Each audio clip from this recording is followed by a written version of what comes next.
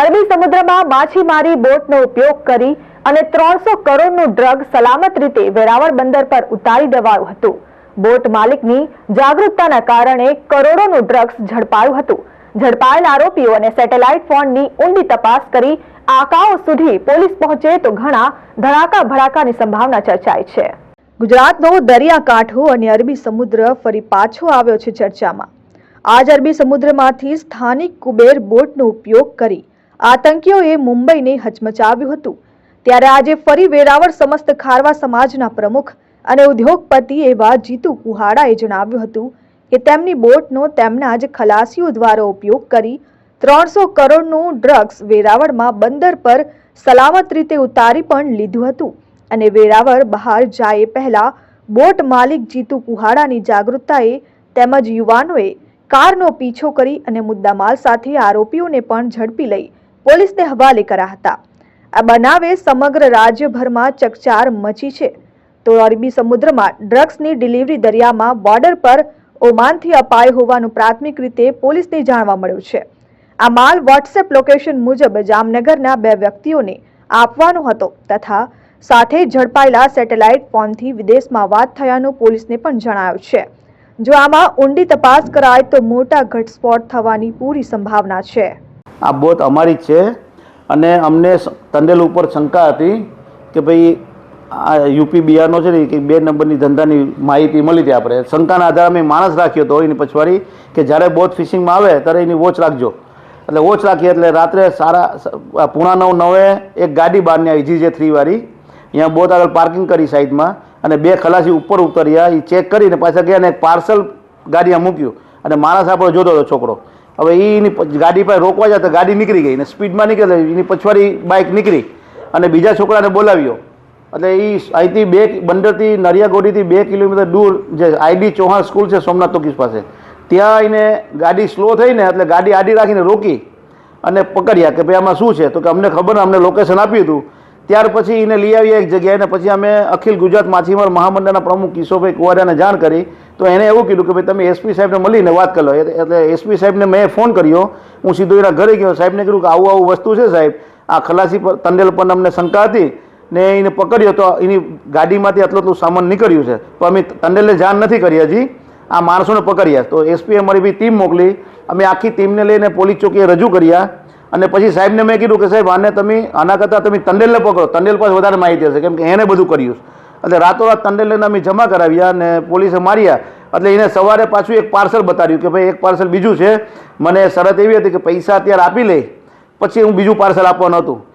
અને અમને જ્યારે એ ટાઈમમાં પકડવામાં આવ્યા ત્યારે એ છોકરાઓને ઓફર આપી હતી કે ભાઈ તમે મામો નામ છે મને મોબાઈલમાં, તમે એને ફોન કરો, તમને જોઈએ એટલા પૈસા આપશે। પણ અમારે પૈસા છોકરાએ માર્યા આવીને કે પૈસા કરતાં અમારે દેશવાળું છે, દેશના નાગરિક તરીકે અમે અમારી ફરજ નિભાવી છે ને ભલે અમારી જ બોટ હતી પણ અમારી ફરજ એ હતી કે દેશના નાગરિક તરીકે પહેલું રહેવું એટલે ભારત દેશના નાગરિક તરીકે અમે એને પકડાયો છે। તંડેલ અને ખલાસી ક્યાંના છે? તંડેલ ખલાસી UP બિહારના છે બધા। તમને કેમ શંકા ગઈ? શંકા ગઈ અગાઉ એ આવી ચર્ચા કરી હતી કે ભાઈ દરિયામાં મને બોટ મળી હતી ને એમ કહે છે કે તું સોનું હું આપું તો આપી લે તો તને 40 લાખ આપીશ। ત્યાં મારા નાના ભાઈને વાત કરી તો નાના ભાઈ માર્યો ને કે બહેન છો આવી ચર્ચા કરી તો તને મારી નાખીશ ને પોલીસમાં તને અમે સોંપી લેશું। ત્યાર પછી એના પર શંકા ગઈ એટલે માણસ રાખ્યો હતો અને પછી અમને ખબર પડી કે એ બોટ અહીંયા સેટેલાઇટ ફોન એની પાસેથી નીકળ્યો। સેટેલાઇટ ફોન પણ સાહેબને અમે કાલે રાત્રે રજૂ કર્યો કે આ એની પાસે સેટેલાઇટ ફોન પણ છે। આવી કોઈ પ્રવૃત્તિઓ કરી હોય તમને ધ્યાનમાં આવ્યું છે? એવું ધ્યાનમાં નથી આવ્યું પણ એ વચ્ચે દિવાળી ટાઈમમાં એ બોટ રજા લીધા વગરના જતા રહ્યા હતા બોટ મૂકીને। એટલે અમને શંકા છે કે પોલીસ આમાં હજી ઊંડાઈથી ઉતરે ને આમાં કોણ છે બહારના અહીંના લેવાળા કોણ છે બધા ને હકીકત સાચી ભારત દેશના નાગરિક તરીકે અમે માંગીએ કે હકીકત બહાર આવી જોઈએ। ફિશિંગ કરવા અમારે 20-20, 25-25 દીની ફિશિંગ હોય, ક્યાં જાય અમને ખબર નહીં, ખલાસી જ બોટ લઈને જાય ને પાછા આવે। હવે આવે ત્યારે અમને ખબર પડે કે આટલો માલ આવ્યો ને ક્યાં ક્યાં ગયા અમને ખબર ન હોય। એ તંડેલ જ બોટનું સંભાળતા હોય કે જ્યાં જવું એને લીધે જાય મચ્છીમારી કરીને આવે। હવે મામા તો કોણ છે તો આપણે ખબર નથી ને મોબાઈલમાં નંબર છે, અમે પોલીસને મોબાઈલને બધું જમા કર્યું છે અને હું તો પોલીસને અને ભારત સરકારને ગુજરાત સરકારને પણ વિનંતી કરું છું કે સમગ્ર ગુજરાતમાં ભલે માછીમાર થોડા હેરાન થાય, હરેક બોટ હવે ચેક કરવી જોઈએ કારણ કે દરિયાના કાંઠામાં ગુજરાતના કાંઠામાં મચ્છી નથી મળતી એટલે દૂર દૂર સુધી ફિશિંગમાં જાય છે। એટલે સમગ્ર ગુજરાતમાંથી તમે બોટો ચેક કરો એવી મારી વિનંતી છે. આ બનાવની વિગત જોઈએ તો ગત રાત્રે વેરાવળ સમસ્ત ખારવા સમાજના પ્રમુખ અને આગેવાન એવા જીતુ કુહાડાના નાના ભાઈ માછીમારી બોટનું સંચાલન સંભાળતા હોય ત્યારે પોતાની બોટમાં રહેલા ખલાસીઓની શંકાસ્પદ હિલચાલની વિગત તેમણે મોટા ભાઈ જીતુભાઈ કુહાડાને આપી હતી, જેથી જીતુભાઈએ એ બોટના ખલાસીઓ અને બોટ પર નજર રાખવા 2 યુવાનોને સૂચના આપી હતી, જેના પર બોટ માલિકની વોચ રખાઈ હતી.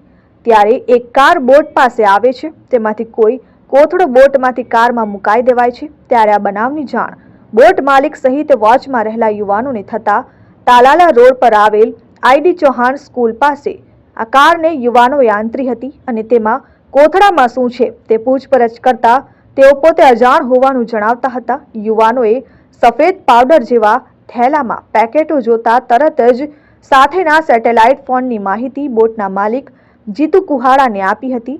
બાદમાં બનાવની જાણ જિલ્લા પોલીસ વડા મનોહરસિંહ જાડેજાને પૂરી વિગત સાથે કરાતા એસપીએ વિવિધ બ્રાન્ચોના અધિકારીઓને ઘટના સ્થળે મોકલ્યા હતા.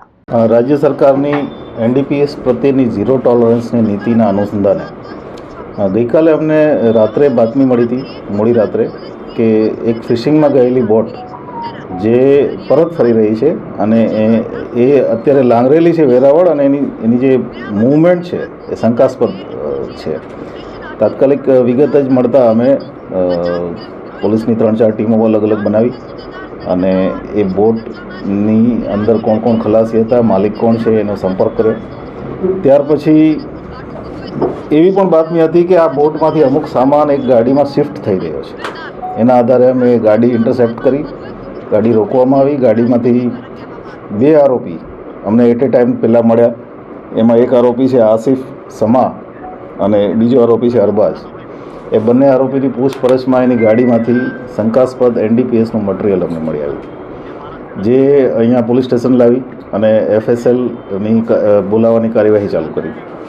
ત્યારબાદ વધારે ઇન્ટ્રોગેશનમાં કે આ મટીરિયલ ક્યાંથી લાવ્યા એ ઇન્ટ્રોગેશનમાં એણે એક બોટનું નામ આપ્યું. એ બોટ અમે જે ડાઉટફુલ બોટ હતી અમારી, જે અમારા વોચમાં પણ હતી, એ બોટ ચેક કરતાં એમાંથી પણ એક વધારાનું મટીરિયલ એમ બંને જગ્યાએ થઈ અને ટોટલ 50 કિલો હેરોઇન, બોટમાંથી 25 કિલો અને 25 કિલો ગાડીમાંથી, એમ 50 કિલો હેરોઇન પકડ્યું છે. બોટના જે ખલાસીઓ હતા, કુલ 7 ખલાસીઓ અમે રાઉન્ડ અપ કર્યા છે અને જે મુખ્ય ટંડેલ હતો બોટનો, ધર્મેન કશ્યપ, એને અમે અરેસ્ટ પણ કર્યો છે અને આગળની પૂછપરછની કાર્યવાહી અને તપાસની કાર્યવાહી ચાલે છે. સાહેબ, બોટ ક્યાંની રજીસ્ટ્રેશન હતી, કોણ માલિક હતું, શું? બોટના માલિક જે છે એ બોટની રજિસ્ટ્રેશન વેરાવળ જ છે. બોટના માલિક મનસુખભાઈ છે, એ પોતે હાલ બેંગ્લોર છે અને જેને બોટ આપી હતી, આ બોટની મૂવમેન્ટ 25 દિવસ પહેલાં દરિયામાં થઈ હતી અને આ ગઈકાલે રાત્રે પરત આવી છે.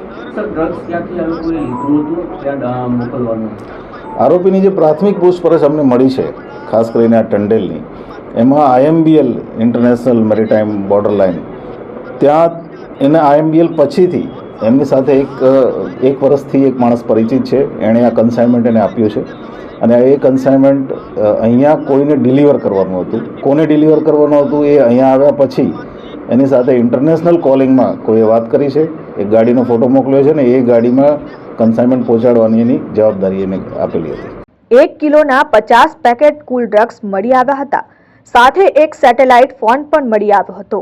બનાવની જાણ થતાં જિલ્લા પોલીસ વડા મનોહરસિંહ જાડેજાને તરત જ પોલીસ સ્ટેશને પહોંચ્યા હતા. આ બનાવમાં હાલ પોલીસે આ ઘટના સાથે સંડોવાયેલ 9 જેટલા વ્યક્તિઓને ઝડપી લીધા છે.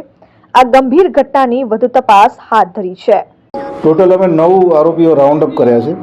આમાં અમને 9માંથી 2 આરોપી એવા છે જે રિસીવર તરીકે અહીંયા આવેલા અને બાકીના જે 7 આરોપી છે જે દરિયામાં ગયા હતા ટંડેલ સાથે, એમ કરીને 9 આરોપીઓ અમે અત્યારે ઇન્ટ્રોગેટ કરી રહ્યા છીએ. આમાં અમને ટેકનિકલ હેલ્પ પણ ઘણી બધી લેવાની છે. એમાં ઇન્ટરનેશનલ કોલિંગ પણ આવેલું છે. આ કાર્યવાહી દરમિયાન અમને બોટમાંથી એક સેટેલાઇટ ફોન પણ મળેલો છે અને બોટના અમારી પાસે જીપીએસ નેટવર્ક પણ છે. એના આધારે અમે તપાસ અત્યારે વધારાની કરી રહ્યા છીએ. સાહેબ, આરોપીઓ ક્યાંના છે, અગાઉ કોઈ ગુનામાં સંકળાયેલા છે? આરોપીઓ જે છે એ અલગ અલગ વિસ્તારના છે, પણ બોટના જે આરોપીઓ છે એ બધા જ ગુજરાત બહારના ઉત્તર પ્રદેશના વતની છે અને અહીંયા વેરાવળ ખાતે બોટનું લગભગ છેલ્લા 5-7 વર્ષથી ધંધો કરે છે. કેટલા કરોડનું આ ડ્રગ્સ છે અંદાજિત? ટોટલ 50 કિલો હેરોઇન અમને મળ્યું છે, એટલે માર્કેટ વેલ્યુ અરાઉન્ડ 300 કરોડની આસપાસ થઈ શકે. સાહેબ, માછીમારો દ્વારા બાતમી મળી છે, માછીમારોના સતર્કતાથી આપણે પર્દાફાશ કરી શક્યા છે. બાતમીદારનું નામ આપને નહીં આપી શકું, પણ અમને આ ખાલી આ ઓપરેશનમાં નહીં, આ અગાઉ પણ લોકલ જે માછીમાર સમાજ જેટલા પણ છે એ તમામ તરફથી પોલીસને ખૂબ સારો સહકાર મળે છે અને એને કારણે જ અગત્યની કામગીરી પોલીસ કરી શકે છે. અને સ્થાનિક માછીમાર કે બોટ માલિકની કે આમાં કોઈ સંડોવણી છે કે કેમ? એ તપાસમાં અમે જ્યારે ઊંડા ઉતરશું ત્યારે જ ખબર પડશે કે સ્થાનિક લેવલે અત્યાર સુધી હાલના સ્ટેજે કોઈ સ્થાનિક લેવલે અમને વિગત મળી નથી. આ પણ લોકો રેકેટ ચલાવતા પહેલાથી કે પછી આ પહેલી જ વાર આવ્યા પકડાઈ ગયા? પ્રાથમિક ઇન્ટ્રોગેશનમાં આ પહેલી જ વાર છે, પણ તેમ છતાંય એના વક્તવ્ય ઉપર અમે ભરોસો નથી કરતા. ટોટલ ડિટેલ ઇન્ટ્રોગેશન અને ટેકનિકલ સર્વેલન્સ કર્યા પછી જ આપણે કહી શકીએ. આ પકડાયેલા જે 2 શખ્સો જામનગરના છે તે શું ધંધો કરતા અને ખાલી કન્સાઇનમેન્ટ લેવા દેવા હતા કે તે લોકો કોઈ આમાં ઊંડાણપૂર્વક સંડોવાયેલા છે? એ તપાસનો વિષય છે. ઇન્વેસ્ટિગેશન જ્યાં સુધી ડીપમાં નહીં કરીએ ત્યાં સુધી નહીં ખ્યાલ આવે. સાહેબ, અગાઉ એ દરિયામાં નનામી પાકિસ્તાનના જે એજન્સીનું નામવાળા પેકેટ પકડાણા, સાહેબ આ જે પકડાનું છે એમાં કંઈ એવું કંઈ ખુલ્યું છે? આ જે પેકિંગ છે એ પેકિંગમાં ઉર્દુમાં સર્ટેન ટાઈપનું લખાણ લખેલું છે અને આ પેકિંગ અમે જે અગાઉના પેકિંગ હતા એની સાથે મેચ નથી થતું. પણ તેમ છતાંય અમારી પાસે, કારણ કે આ કન્સાઇનમેન્ટ જેને હેન્ડઓવર કરવામાં આવ્યું છે એ વ્યક્તિ જ અમારી પાસે છે અને એના સ્ટેટમેન્ટના આધારે અમે ચાલી રહ્યા છીએ. આ ડ્રગ્સ કાંડના તાર છે તે વિદેશો સાથે જોડાયેલા હોઈ શકે એવું પ્રાથમિક તબક્કે? હા, વિદેશો સાથે જ જોડાયેલા છે. મેં આપને કીધું એમાં એના જે ટેલિફોનિક કોન્ટેક્ટ છે એમાં ફોરેનના કોલ પણ આવેલા છે આ દરમિયાન. જે એટલે બોટ માલિકે માહિતી આપી હોય એવું લાગે? માહિતી જે અમને છે સ્થાનિક લોકોનો સહયોગ ખૂબ મળ્યો છે એટલું હું આપને કહીશ. આ પ્રાથમિક પૂછપરછમાં કન્સાઇનમેન્ટ આપનારની કોઈ ઓળખ કે કંઈ જાણવા મળ્યું છે પોલીસને? હા, પોલીસને વિગત મળી છે, પણ અમારું ઇન્વેસ્ટિગેશન ચાલી રહ્યું છે. બીજી ઘણી બધી એજન્સીઓ આમાં ઇન્વેસ્ટિગેશન કરવાની છે, એટલે અમુક વિગતો આપને હું પ્રોપર ઇન્વેસ્ટિગેશન થઈ જાય પછી જ આપીશ. વેરાવળના દરિયાઈ માર્ગેથી હેરાફેરી થનાર 50 કિલો હેરોઇન ડ્રગ્સનો 300 કરોડથી કિંમતનો જથ્થો પકડી ગીર સોમનાથ પોલીસ વેરાવળ બંદરની નલિયા ગોદી ખાતે બોટ માલિકને પોતાના કર્મચારીઓ પર શંકા જતા તેમના પર વોચ ગોઠવી રંગે હાથો નશાકારક પદાર્થો સાથે ઈસમોને ઝડપી લેવામાં આવ્યા હતા. માછીમારોની જાગૃતતા અને પોલીસની ઝડપી કાર્યવાહીથી 50 કિલો જેટલું હેરોઇન, જેની આંતરરાષ્ટ્રીય બજારમાં કિંમત 250 થી 350 કરોડ જેટલી જવા થાય છે, તે ઝડપી પાડવામાં આવ્યું હતું. આ બનાવ અંગે માહિતી આપતા ગીર સોમનાથ પોલીસ અધિક્ષક મનોહરસિંહ જાડેજાનું કહેવું છે કે પોલીસને મધ્યરાત્રિએ જે બાતમી મળી હતી તેના પર સ્પેશિયલ ઓપરેશન ગ્રુપ અને ક્રાઇમ બ્રાન્ચ સહિતના અધિકારીઓ, કર્મચારીઓ દોડી ગયા હતા અને વોચ ગોઠવીને કન્સાઇનમેન્ટ રિસીવ કરનાર અને દરિયાઈ માર્ગે કન્સાઇનમેન્ટ લઈ આવનાર તમામને રંગે હાથ ઝડપ્યા હતા. કન્સાઇનમેન્ટ લઈને આવનાર ખલાસીઓને પૂછપરછ કરતા આંતરરાષ્ટ્રીય જળસીમામાંથી આ નશીલો પદાર્થ લઈને આવ્યા હોવાનું તેઓએ પોલીસને કબૂલાત આપી છે. બોટમાંથી સેટેલાઇટ ફોન પણ મળી આવતા એટીએસ તેમજ ટેકનિકલ સહાય લઈને ગીર સોમનાથ પોલીસ આ બાબતે વધુ તપાસ ચલાવી રહી છે. Dikshita Parmar, RN news, Gir Somnath.